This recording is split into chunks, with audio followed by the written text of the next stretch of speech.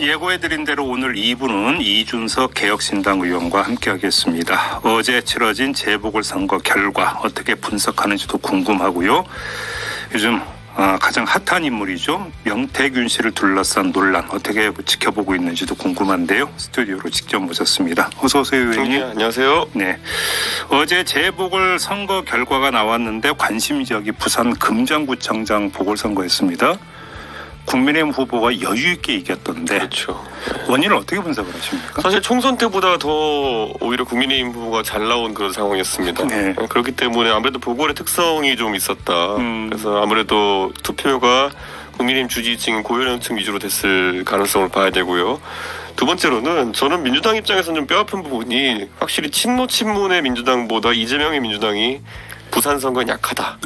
예. 그거는 뭐 부인할 수 없을 것 같습니다. 왜냐하면 총선 때도 분위기가 나쁘지 않다고 했었는데 민주당 입장에서 결국에는 전재수 의원의 개인기로 한석한 거 말고는 과거보다 오히려 의석이 줄어들었거든요. 네. 그렇기 때문에 민주당 입장에서는 항상 그 호남 인구가 영남보다 적기 때문에 PK의 소위 동진 정책을 통해 가지고 45%까지 득표해야 이제 대선을 이긴다라는 그런 공식이 있는데 이재명 대표가 그 득표력이 있어가지고는 좀 확실히 친노 친문 계열보다는 약하다. 그런 분석이 성립이 된다. 예. 일단 보수가 결집했다는 것은 맞는 것 같아요. 이제 4군데 기초단체장 보궐선거에서 금정이 가장 투표율이 낮았더라고요. 그렇죠. 그 이야기는 투표할 사람만 투표를 했다. 이렇게도 해석을 할 수 있는 걸까요?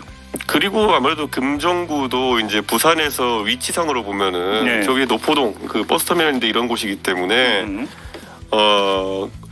뭐 서울로 치면 노원구 정도 되는 북쪽 최북단 정도 위치라고 보면 돼요. 그럼 잘하시겠네. 네, 그러니까 그렇다면은 재보궐의 특성상 이게 아마 출퇴근을 부산의 최북단이기 때문에 일찍부터 해야 되는 지역입니다. 그렇기 때문에 투표 참여하기가 좀 어려운 부분이 있었을 거고. 지리적으로 또 그런 문제가 있습니까? 예, 실제로 노원구에서 그 휴일이 아닌 재보궐 할 때 보면은 투표율이 좀 적게 나옵니다.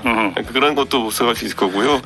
우선 민주당 입장에서는 막판에 불거졌던 어쨌든 그 김영배 의원님 말실수 같은 경우 이런 경우도 뭐 그게 아주 큰 영향이 있진 않았겠지만은 기세 싸움에서는 좀 불리한 상황이었나 이런 생각이 듭니다.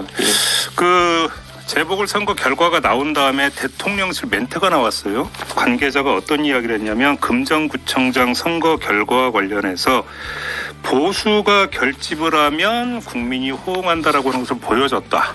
이런 요지의 발언을 했는데 보수가 결집하면이라고 하는데 밑줄을 그어야 될 것 같은데 이건 어떻게 해석을 하십니까? 왜 여쭤보냐면 선거 기간 내내 오히려 이른바 명태균, 김건희 의혹이 선거판을 강타를 했잖아요. 보수가 결집판면이라고 하는 이 화법이 성립이 되느냐라고 일단 이거부터가 궁금해가지고. 그러니까 저는 그거의 준거가 이제 금정구청장 선거랑 강화군수 선거면 참 골치 아픈 거죠. 그래요? 지금 왜냐하면 강화군수 선거 같은 경우에는 또 보면은 민주당이 아마 제가 알기로는 90년대 이후에 2000년대 들어 최고 높은 득표율을 얻었을걸요? 그 42%인가 그렇게 받았잖아요. 그러니까 강화군은 수도권에서 솔직히 제일 보수세가 센 곳입니다. 접경지역이고. 그렇기 때문에 그렇다면 보수세가 약해지고 있다라 봐야 되는 거거든요. 총선 때 비해가지고. 그리고 이번에 참 보수 입장에서는 뼈아플 만한 것이 1대1로 거의 붙었는데 서울 교육감 선거에서 결국 졌다는 거죠.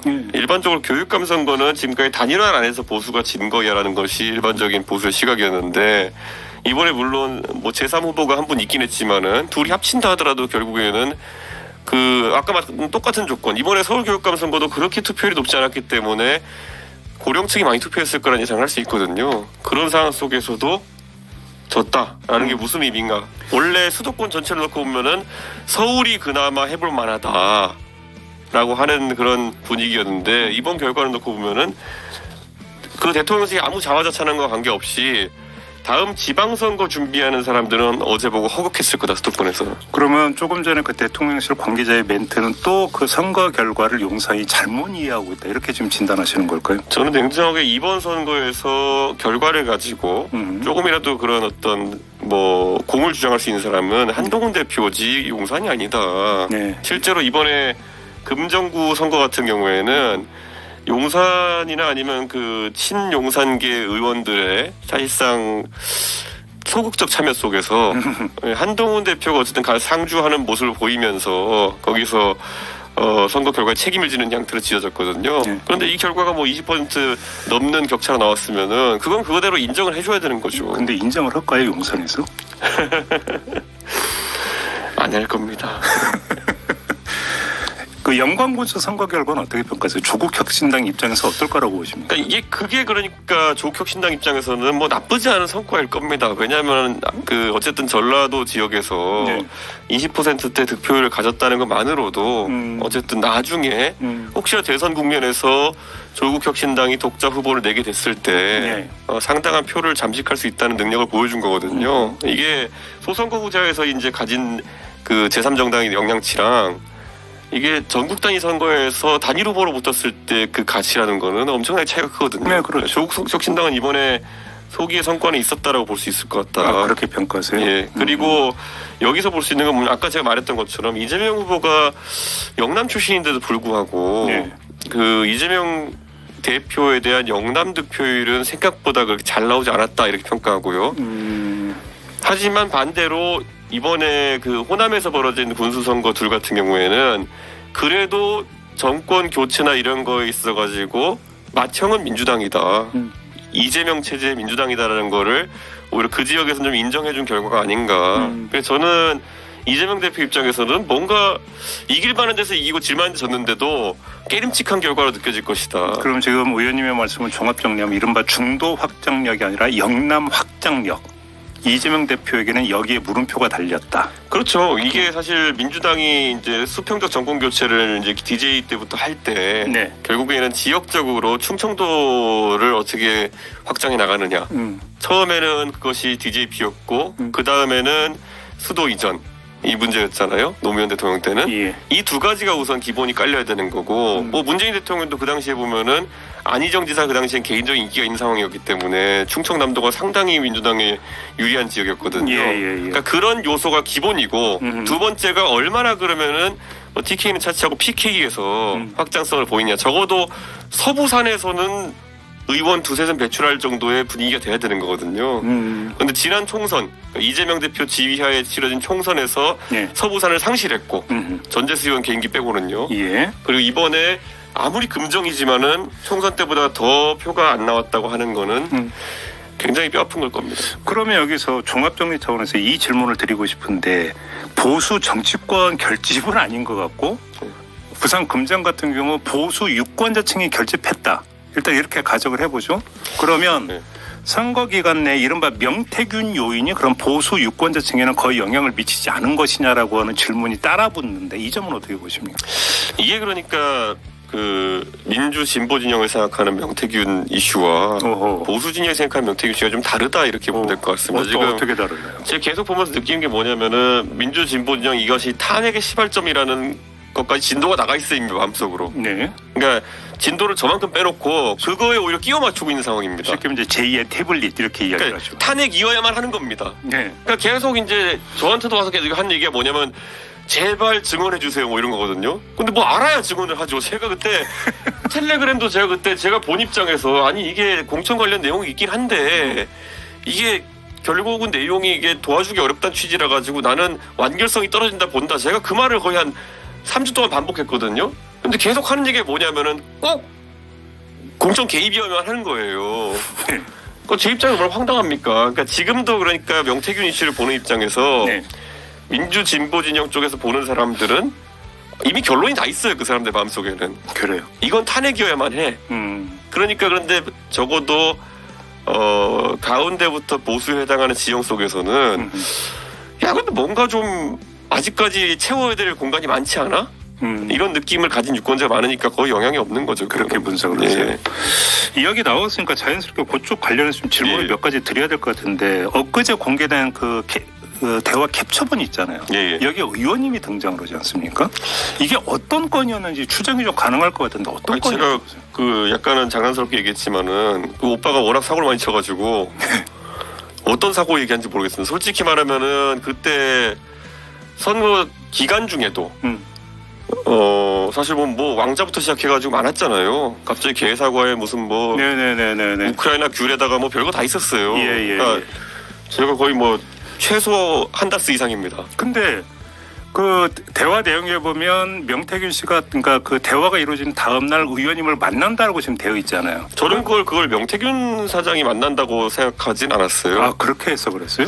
누가 그럼 만난다는 얘기? 명태균 사장은 메신저 역할을 많이 했고요. 그러니까 이런 거 그 실제 만날 일은 후보랑 많이 있죠. 그러니까 저는 그걸 뭐 내일 그러니까 뭐 만나 보시면 직접 얘기하면 뭐 다를 겁니다. 뭐 이런 식의 얘기로 저는 받아들였거든요. 왜냐면 제가 그거를 명태균 사장이랑 뭘 풀기 위해서 만날 이유가 없습니다. 여기는 메신저거든요. 그러니까 저는 그래서 도대체 오빠가 어떤 사고 쳤을 때 제가 막 뭐라 그래가지고 또 그래요? 그거 뭐 만회하려고 온 건지 특정할 수가 없습니다. 장해찬 전 최고가 언론 인터뷰에서 김건희 여사는 윤석열 대통령한테 오빠라고 부르지 않는다고 주장을 했는데 어떻게 알고 계십니까? 그게 이제 뭐 장해찬 전 최고도 대통령 내외를 자주 봤을 테니까 장해찬 전 최고의 기억을 우리가 의심할 이유는 없습니다. 네. 근데 여기서 또 당황스러운 거는 저 말고도 복수의 증언자가 나랑 있을 때도 오빠란 표현을 쓰는 걸 봤는데 라고 증언하고 있거든요. 네. 그러니까 저는 제가 대통령 내외랑 같이 있을 때 그 표현을 쓰는 걸 기억하고요. 예.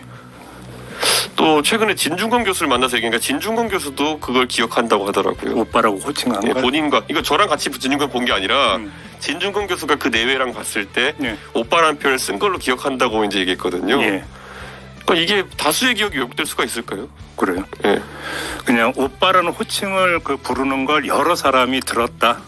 이준석 의원 말고도. 그러니까 적어도 지금 이제 대통령실의 해명이 저는 너무 좀 안타까운 게 평소에 오빠라 안 부르니까 이 오빠는 그 오빠가 아니라 친오빠다 뭐 이런 거잖아요. 근데 평소에 오빠라 부르는 사람이 있다고 본 사람이 있으면 발례가 그냥 돼서 이건 기각되는 거예요. 그런데 그럼 거꾸로 진짜 친오빠 있잖아요. 네. 김건희 여사 진짜 친오빠 좀 아세요? 저는 그분이 하는 일들에 대해서 뭐 사고치고 이러면 얘기만 듣지 그분을 보거나 얘기하거나 아니면 뭐 한 적이 통성명 적이 없습니다. 그럼 그 진짜 친오빠도 뭐 사고 친 적 있다는 지금 말씀이시잖아요. 뭐 굉장히 괴담이 많았죠. 그런데 그거야 뭐 괴담이? 사실이 확인 안 되는 것들이니까 네. 그거야 뭐 솔직히 말하면 정보지 형태로 나타나고 하기 때문에 근데 그 사고라고 하는 게 그냥 사적인 부분이라면 제가 여기서 더 이상 캐물을 이유는 없는 거고 다만 그것이 당시 선거 과정에서 연결되어 있는 사고라는 그런 건 아닙니다. 그런 건 아닙니까? 예, 그 약간 가십성의 사고들이 좀 있었는데 네. 그거 뭐 저도 그 당시 한 작년이나 재작년쯤에 들리던 것들 뭐 그렇게 듣고 제가 딱히 확인해볼 가치를 못 느껴가지고 확인 안 해봤는데요. 그냥 그때도 소위 말하는 그 정보지나 이런 것들은 좀 주목하고 있었다. 그래요? 그렇게 봐야겠죠. 알겠습니다. 근데 제가 이제 이건 어떻게 보세요? 명태균 씨가 그 캡처본 2,000장 있다고 주장했잖아요. 네. 과장이라고 보십니까? 어떻게 보십니까? 그러니까 이런 거잖아요. 일적으로 2,000장어치 얘기할 게 없습니다. 명태균 사장이랑 김건희 여사는. 그래요? 네. 아니 무슨 그 대단한 일이 할 게 있어가지고 그 2,000장어치 얘기합니까? 그러면 일적인 게 아니라 제가 일전에 그러니까 이게 참 안타까운 게 제가 이미 다 얘기했는데 제가 방송을 지금까지도 계속 했는데 지난 3주 동안에 제가 다 이미 얘기했어요. 어떤 내용들이 있는지를. 네. 그런데 맨날 그 칠불사랑 홍매화랑 이런 꽂혀가지고 제가 무슨 방송에서 무슨 말 하든지 간에 뭐 새벽 4시에 나무 몇 시 보냐 이런 말만 계속 물어보니까 그런 건데 제가 이미 얘기했던 게 제가 2022년 10월달 11월달 경에 명태균 사장과 김건희 여사가 주고받은 카톡 내용을 본 적이 있어요. 내용이 뭐였는데요? 근데 제가 그때 뭐라고 또 얘기했냐면요. 그러니까 그때 그걸 제가 봤다고 한 이유는 뭐냐면은 그 취임 이후에 연락 끊었다고 해가지고 그거 반박하기 위해서 얘기한 거고 내용은 그러니까 너무 사적이어가지고 제가 밝힐 가치가 없는 거거든요. 근데 두 사람 간에 사적 대화를 나눌 이유가 있나요? 그러니까 이런 거죠. 그러니까 제가 봤을 때 오히려 공적으로 일적으로 둘이 예를 들어 뭐 공천을 상의했다. 그럼 제가 이걸 얘기할 수도 있죠. 그런 내용이 있었더라고. 그런데 그게 아니라 그냥 사적인 그냥 친분 인사들끼리 하는 대화예요. 그러니까 보면은 그냥 뭐 안부 인사 정도라 그런 뜻입니까? 안부 인사도 아니고 그냥 뭐 좀 잡다한 얘기들. 그래요? 예. 신변 잡담? 예. 그러니까 뭐 어제 뭐 이런 일이 있었는데 막 이런 거 그래요 맞장구 치고 이런 거 있잖아요. 근데 그러면 궁금해지는 게 윤석열 대통령 부부와 명태균 씨가 어느 시점에 갈라섰느냐가 지금 아직 드러난 게 없지 않습니까? 어떻게 파악하고 계십니까, 의원님은? 우선 그 대통령 내외가 관저에 입주한 시기부터 우선 물리적으로 보는 건 좀 어려워진 걸로 알고 있습니다. 관저 입주한 시점부터 그게 2022년 말이잖아요. 11월인가 11월인가 그렇잖아요. 예, 예. 그때부터는 이제 아무래도 아크로비스타에 있을 때는 사실 아크로비스타에 가서 만나는 것보다는 훨씬 어렵죠, 관저가. 그냥 물론이죠. 보는 눈도 많고 예. 그러다 보니까 그 이후로는 사적으로 보긴 어려웠다 그렇게 그럼 알고 있고요. 특별한 무슨 사건이나 계기가 있어서 소원해진 게 아니라 그냥 자연스럽게 멀어졌다 이런 말씀이신 거예요? 주변에 경계하는 사람들 많았기 때문에 원래 경계는 하는 목소리가 있었지만요. 예. 그와 관계없이 계속 얘기는 했습니다. 그래요? 예. 경계하는 사람들은 주로 윤회권이었습니까 그러면? 그러니까 요즘 들어보면요, 뭐 여의도 바닥에 엄청나게 그 받은 글 해가지고 많이 돌리거든요. 그러니까 내가 뭐 명태균 사장을 멀리하라고 했었다 이러면서 하는데 좀 그거 딱 보면 어떤 의원이 썼는지 알 것 같거든요. 지금 와서 이상한 소리 하는 것들 되게 많아요. 예. 그러니까 다들 지금 와가지고 다른 소리 하는 건데 예. 그 당시에는 뭐 대통령 내외가 선거 과정 중에서 본선이든 예선이든 경선이든 그 명태균 사장을 멀리하진 않았습니다. 그래요? 그러니까 제가 계속 이걸 시점을 초월하는 게 자꾸 경선 때만 무슨 명태균 사장하고 얘기했다고 하는데 나중에 보면 안철수 대표가 뭐 왜 그런 소리인지 모르겠지만 나는 명태는 알고 명태균 모릅니다 그랬다가 네. 바로 반박당했잖아요. 예.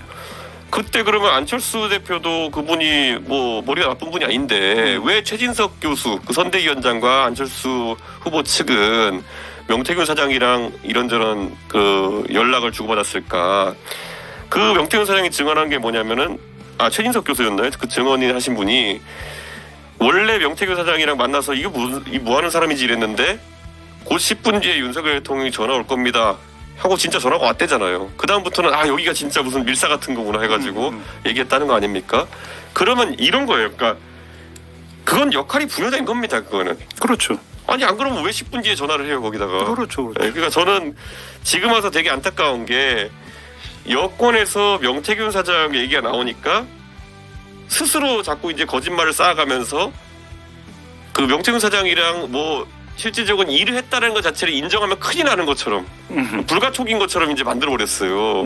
저는 그것 때문에 계속 꼬일 거다. 저는 처음부터 좀 명태균 사장 안다 그랬잖아요. 왜냐면 실체 이상으로 좀 오히려 명태균 씨에 대한 어떤 궁금증을 키워버렸다. 그러니까 저는 계속 얘기하는 게 윤석열 대통령 후보 측에서 뭐 연락 올 때 항상 명태균 사장 쪽으로 연락 오길래 나는 그래서 명태균 사장이랑 교류를 했고 실제로 중간에 윤핵관들이 껴가지고 메시지 전달하는 것보다 명태균 사장이 전달하는 게 오히려 왜곡이 적었기 때문에 저도 그렇고 안철수 대표도 그렇고 당연히 윤석열 그 후보 측에서 여기가 좀 애용하는 메신저구나라 생각해가지고 저희는 계속 교류를 한 건데 지금 와서 오히려 윤석열 후보 측에서 거짓말해가지고 이준석이 데리고 온 사람이 우린 몰라 이래버리니까 거의 없는 거죠. 본질적인 문제는 사실은 명태균 씨보다는 김건희 여사 아니겠습니까? 근데 지금 이 관련 이야기가 계속 꼬리에 물면서 예를 들어서 이런 거예요.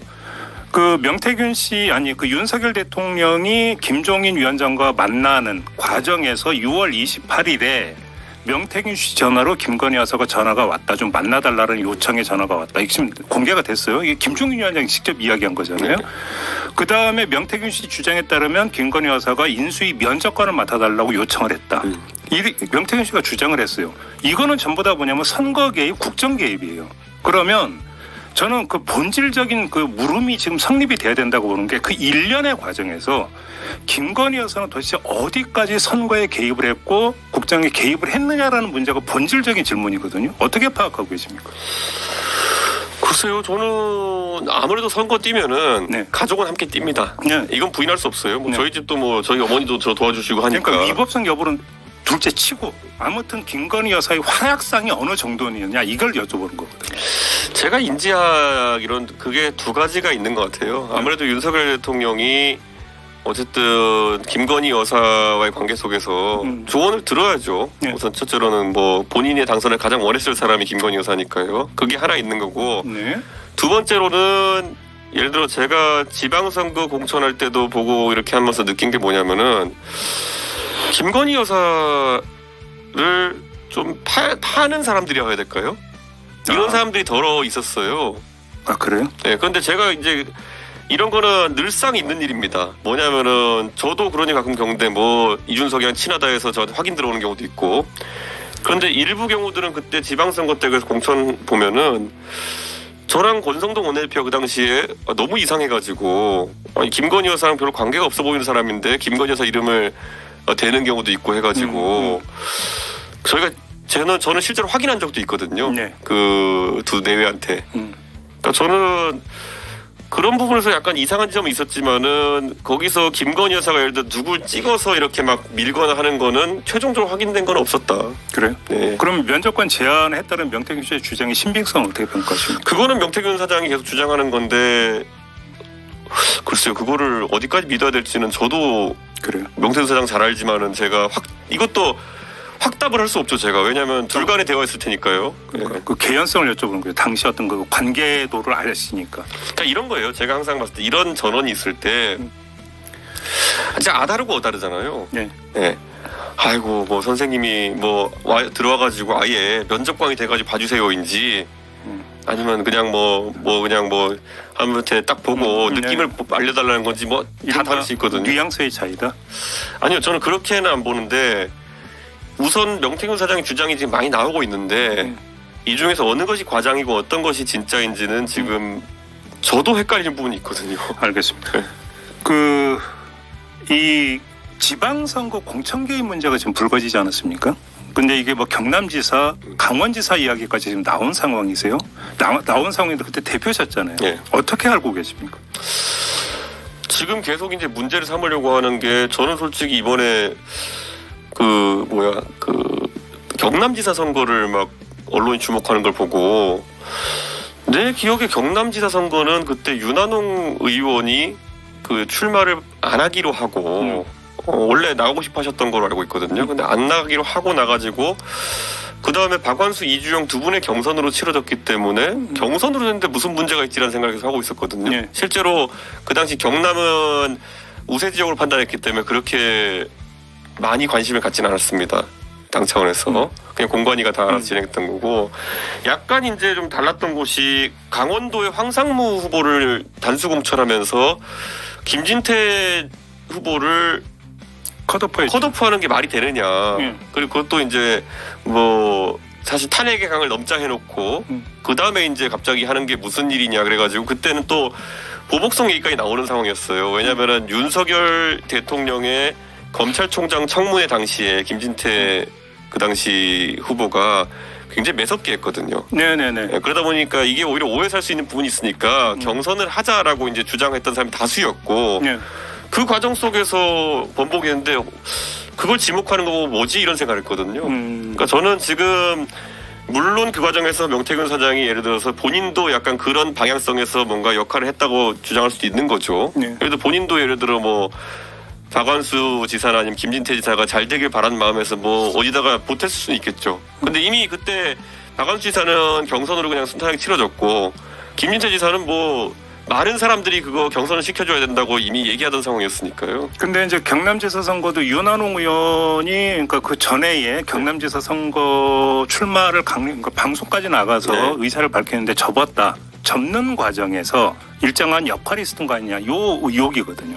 그러면 이제 이 청취자 여러분께서는 가가지고 윤한홍 의원에게 진실을 밝혀라 이렇게 이제 하시면 됩니다. 이제 윤한홍 의원한테 가가지고 그러면 강원지사 후보의 공천 일련의 과정에서는 좀 그 이해하기 힘든 부분이 있다 이 말씀이시네요. 아니 근데 그게 이제 저같이 이제 공천을 관리하는 사람 입장에서는 오히려 김진태 의원 자른 게 이상한 거지 이게 원복한 게 이상한 건 아니거든요. 이게 그러니까 이게 좀 궤가 좀 다릅니다. 제 입장이랑.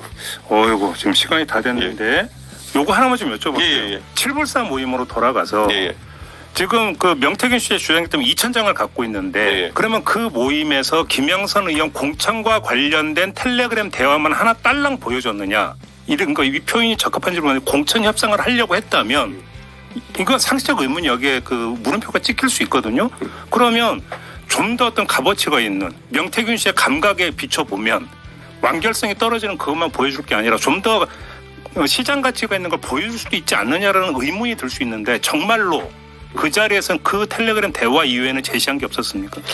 그때요. 그러니까 이 텔레그램이라는 거는요. 그냥 내 말이 맞지 하면서 진짜 보여주는 그런 하나의 증거 정도였고요. 아, 명태균 사장이 계속 얘기한 그리고 김영선 의원이 얘기하는 시나리오는 있었어요. 시나리오? 이게 처음부터 어떻게 돼서 자기들이 컷업됐다 생각한다에 대해 가지고 그거 설명하는 게 길었던 거죠. 그래요? 네. 아, 그냥 이 자체를 물증으로 쌓라고 이렇게 그러니까 제시하는 이런 건 아니었다. 그러니까 이런 긴 시나리오 하나의 일부에 등장하는 내용을 실제로 보여주면서 바로 앞에 내가 한 말 다 맞지 이런 식으로 쓰는 용도였기 때문에 그리고 뭐 명태균 사장이 뭐 저는 명태균 사장을 원래 그 김건희 여사 친한 걸 알았기 때문에 김건희 여사에 대해서 말할 때 어느 정도는 사실이겠구나라는 생각 갖고 이제 듣거든요. 예. 그런데도 불구하고 제가 그때 말했던 게 뭐냐면 아니 그 본 내용이 미안한데 못 도와주니까 그러니까 제가 이거 완결성이 좀 떨어지는데 이랬던 거지.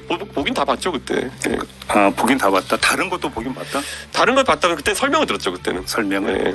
다른 거 다 들었죠 그때는. 혹시 들으신 내용이 어떤 건지 여기서 얘기할 수 없습니까? 그러니까 왜 그렇게 김영선 의원이 뭐 공천을 못 받고 뭐 김해로 옮겨야 되고 이런 상황인지인데 네. 사실 그거에 대해서도 그때는 설득력이 좀 떨어졌던 게 아니 근데 저도 그때 당무감사가 김영선 의원이 성적이 안 좋다는 얘기를 듣고 있었거든요. 왜 그럼 굳이 무리수를 두지? 김건희 여사가 그 부분을 제가 이제 이해를 못했었거든요. 네, 그래요. 알겠습니다. 오늘 인터뷰는 좀 이렇게 마무리해야 될 것 같네요. 고맙습니다. 예, 의원님. 감사합니다. 네, 이준석 개혁신당 의원과 함께했습니다.